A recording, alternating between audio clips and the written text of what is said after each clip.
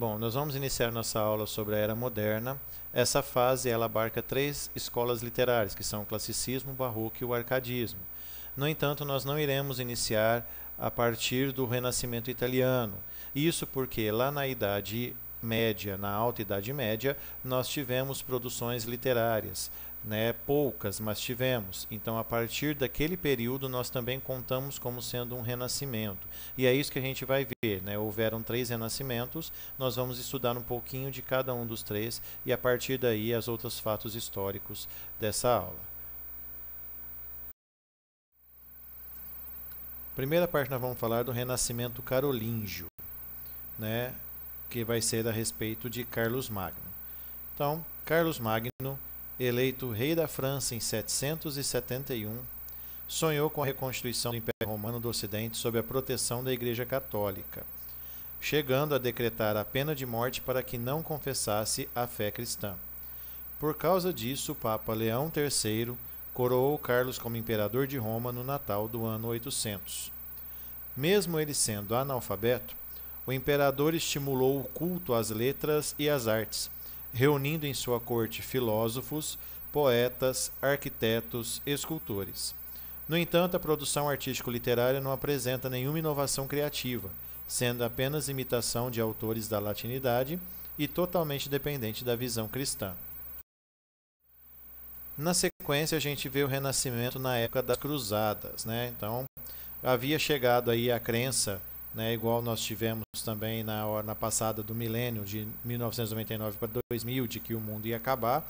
O mesmo aconteceu na virada do milênio do ano 999 para o ano 1000, que a Terra iria acabar. Como não aconteceu, óbvio, uma nova vitalidade invadiu a Europa. E as cruzadas, além de conquistar novos territórios, serviu também para reatar relações comerciais e culturais com o Oriente, afrouxando o sistema feudal, enriquecendo as cidades marítimas e proporcionando um período de intensa atividade econômica e artística, além de fazer surgir os novos dialetos com seus respectivos documentos literários. Então chegamos aqui ao Renascimento italiano, a parte que vai nos interessar para compreender melhor o classicismo. Então, no século XV, houve o apogeu do processo de evolução política, econômica e cultural. Nesse período também teve a conscientização da importância dos valores humanos em oposição ao complexo cultural da Idade Média, já que a Igreja ela abafava todos os tipos de expressões culturais e artísticas. Isso fez com que o Renascimento italiano passasse a ser considerado o início da Era Moderna. Então aqui nós temos como exemplo aqui, o Leonardo da Vinci, que além de um grande pintor, também foi um inventor muito importante. E aqui do lado a Mona Lisa, representando aí as regras, o gosto pela perfeição e tudo mais aí, que são algumas das características clássicas que a gente vai ver na aula de classicismo aí mais detalhado, tá? Bom, nós vamos estudar agora o aspecto social, o capitalismo mercantil e a burguesia ilustrada. Isso daqui é importante a gente ver, tanto essa parte histórica quanto a parte filosófica, para a gente compreender melhor como foi o processo de criação literária dos escritores dessas três escolas que vão se seguir. Então, iniciando aqui essa parte, o ciclo das grandes navegações, iniciado por italianos, espanhóis e portugueses e continuado por franceses, ingleses e holandeses, amplia o mapa do mundo conhecido até então. Por quê? Porque na tentativa de chegar até as Índias, eles acabaram descobrindo um novo continente. E aí, acabou tendo a colonização. Lógico que eles também conseguiram descobrir outros meios de se chegar à Índia, contornando o continente africano, por exemplo, que foram várias e várias viagens que houveram, não foi uma só. Mas por que eles não iriam então por terra? Porque por terra os turcos haviam tomado Constantinopla e ela era uma das passagens para se chegar até a Índia. Então ali, nesse meio tempo, se eles tentassem ir por terra, provavelmente eles seriam saqueados pelos turcos. Tá? E com esses descobrimentos e tudo mais que eles foram tendo, eles acabaram provocando a chamada Revolução Comercial. O que é isso? É uma troca gigantesca de mercadorias entre Europa, América e Oriente, onde a América, tanto do norte quanto do sul, oferecia vários tipos de produtos como tabaco, milho, batata, rum, melaço, cacau, açúcar, e a Índia oferecia especiarias. Então, nesse ponto aí, né, não foi o principal, no caso da Revolução Comercial, por causa dessas trocas de especiarias e de mercadorias, mas o mais importante foi a descoberta de jazidas de ouro e prata na América Espanhola. E isso sim fez com que a Europa enriquecesse demais da conta. Tá? Além disso, novas terras, povos, religiões e costumes alargam o horizonte da cultura ocidental. Eruditos descobrem e divulgam obras literárias e artísticas da antiga civilização greco-romana, que por causa da visão pagã da existência foram desprezados durante a era medieval. Isso aqui está mais do que óbvio, né? Então, a Igreja Católica, durante a era medieval, acabou afunilando e não permitindo a entrada de obras que tivessem essa visão pagã, né, dos deuses e tudo mais. E agora, no classicismo, a gente vai ter uma retomada a esse conceito pagão, mas não deixando de lado a crença teocêntrica, né? Vai ter como fala, uma briguinha ali mais ou menos entre os dois, mas que não deixa de lado nenhum nem outro, tá? Essa profunda transformação da visão do mundo, que se chamou de Renascimento, foi possível graças ao enorme progresso das ciências exatas, físicas e biológicas. Além disso, nós tivemos também o gradativo processo das atividades industriais, comerciais e artísticas, o que permitiu o surgimento da chamada burguesia ilustrada. O que é essa burguesia ilustrada? É a classe média que sempre existiu, mas que devido ao sistema feudal, eles não eram considerados. Só era considerado quem? O clero, a nobreza e o restante era a grande massa de classe de trabalhadores. Só que, dentre essa classe de trabalhadores, existiam aqueles que têm um certo destaque na sociedade, que é os burgueses, né? E quem eram esses burgueses? Eram pequenos industriais, comerciantes, artesãos, funcionários, homens de lei com formação racionalista, né? Que entendiam mais aí da questão da ciência e tudo mais. Então isso daí eles acabaram começando a mostrar voz agora. E quem ficava abaixo deles, né, que não tinha nenhum estudo nem nada, que era visto aí sim como somente os trabalhadores ou a classe social mais baixa. Então eles apenas eram burgueses agora, mas ainda não surgiram como uma classe dominante ainda, como sendo uma outra classe ali abaixo da nobreza, tá certo? E aí o indivíduo agora, dentro do ideal renascentista, ele tem a coragem para enfrentar os riscos da aventura com o fim de acumular experiências e riquezas, tem a inteligência para adquirir uma profissão e exercê-la, e amor pelas instituições políticas, além de gosto pelas obras de arte e literatura. Né? Então era a classe aí, vamos colocar assim, estudada, que vai surgir agora. Bom, agora nós vamos entrar no substrato filosófico, né? Então vamos ver a parte filosófica agora. E entre todas as diretrizes, né, filosóficas dessa época, a gente vai focar em algumas, que são o humanismo, o racionalismo francês, o empirismo inglês, o iluminismo e o enciclopedismo. Tá? Então, o humanismo. Então, o humanismo ele sempre existiu e sempre existirá, como sendo a expressão de uma corrente do pensamento que afirma a importância dos valores humanos. Lá na Grécia Antiga, no período ático, nós tivemos aí os três grandes filósofos, né, os maiores, que são Sócrates, Platão e Aristóteles. Mas também existiu lá um sofista chamado Protágoras de Abdera, que pode ser considerado aí o primeiro humanista. Né, e é dele essa máxima: ó, o homem é a medida de todas as coisas, das que são enquanto são, das que não são enquanto não são, né, colocando já aí o homem como sendo o centro do universo, aí, né, o centro de tudo.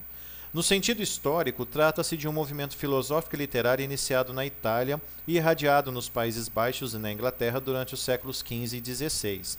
O pensamento humanista ele vai devolver ao homem a liberdade de construir seu próprio projeto de vida fora das amarras das instituições medievais do Império e da Igreja. Assim, o pensamento ético retoma o princípio epicurista e que o sumo bem é o prazer, não somente do espírito, mas também do corpo. E a virtude reside na ataraxia. O que é isso? É a ausência de preocupações, onde a gente deve viver segundo a natureza e evitar tanto as privações quanto os excessos. Passando agora para o racionalismo francês, antes de a gente começar a ver aí o pensador, Tá? Aqui nós vamos entender que há 3 modos de compreensão do termo racionalismo.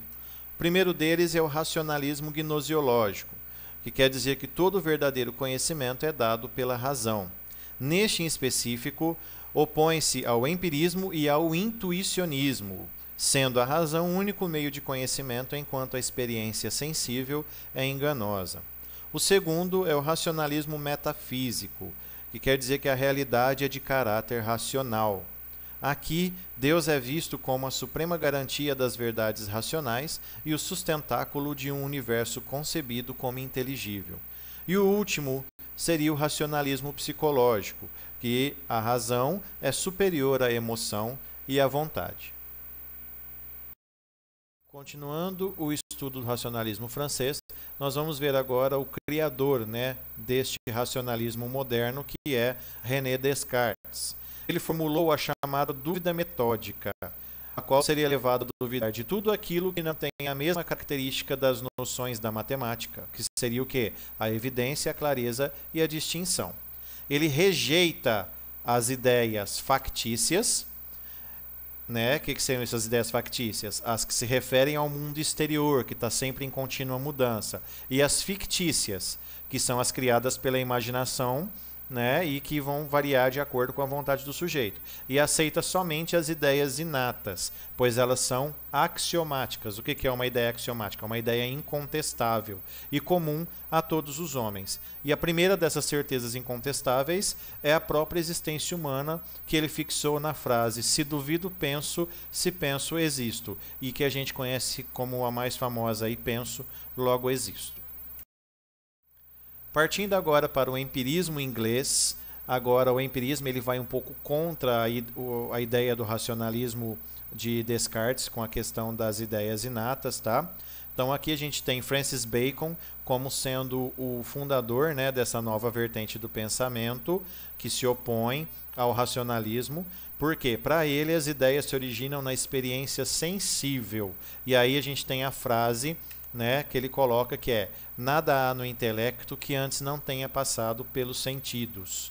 Então, dessa forma, para Bacon, a mente humana é uma tábua rasa, ela não possui nenhuma ideia inata anterior à realidade concreta, ou seja, o indivíduo ele nasce simplesmente vazio e ele vai apenas conseguir ter alguma ideia, ter alguma coisa no intelecto, algum conhecimento, a partir do momento em que ele toma contato com isso através de algum sentido, ou a visão, ou o tato e assim por diante.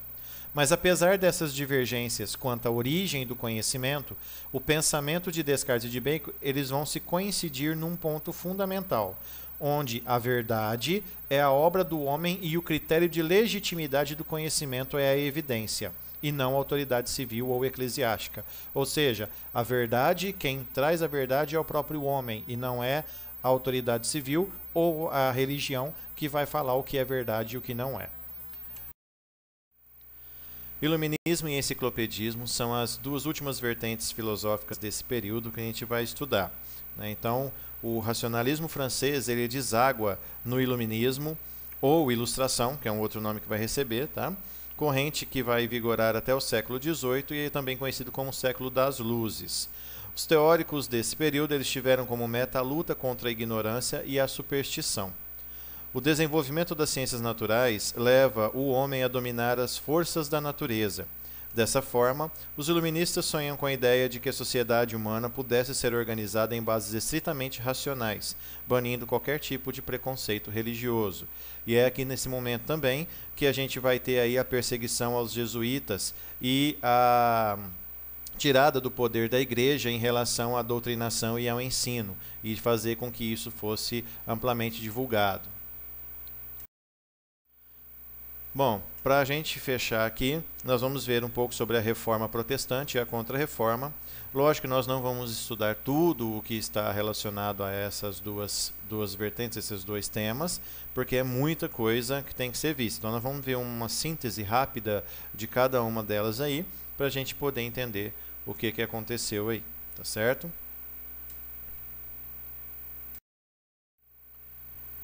Bom, a Reforma Protestante.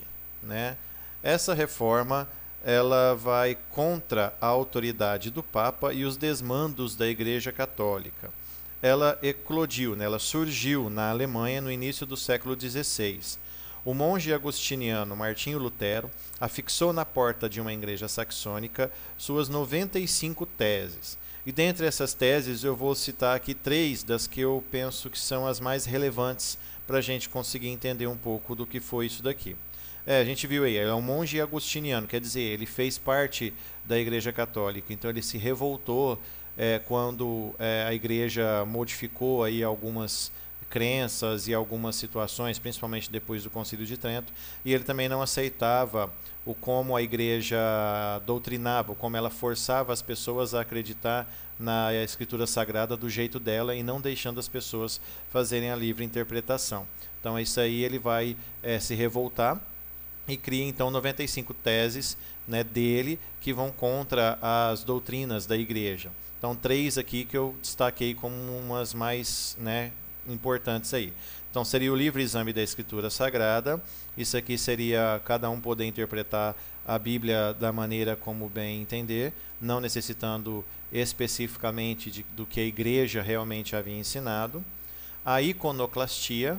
O que é isso? A iconoclastia é a abolição, né, ou a destruição de qualquer santo, de qualquer imagem, né, de qualquer santo não, mas de qualquer imagem de santo e tudo mais aí que a Igreja Católica possuía. Então, para você não adorar nada disso.